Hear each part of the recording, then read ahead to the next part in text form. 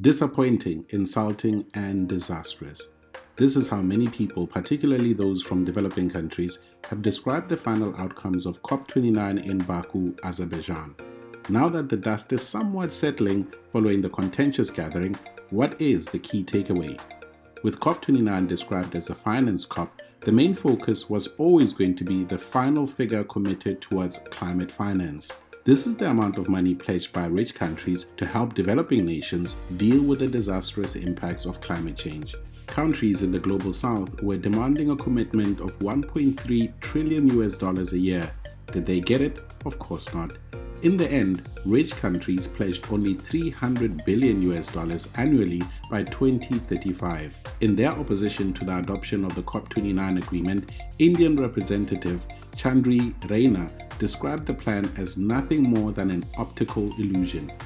South Africa's Crispin Olva from the Presidential Climate Commission summed it up as follows: much damage control is needed after COP29, and a lot now depends on what happens on the ground. That means us people. COP29 has let us down. It's our struggle now. Here's the thing. Western nations, who are the biggest contributors to greenhouse gas emissions, are once again failing to do the right thing when it comes to paying to fix the problem they created. That leaves poorer nations to face the consequences.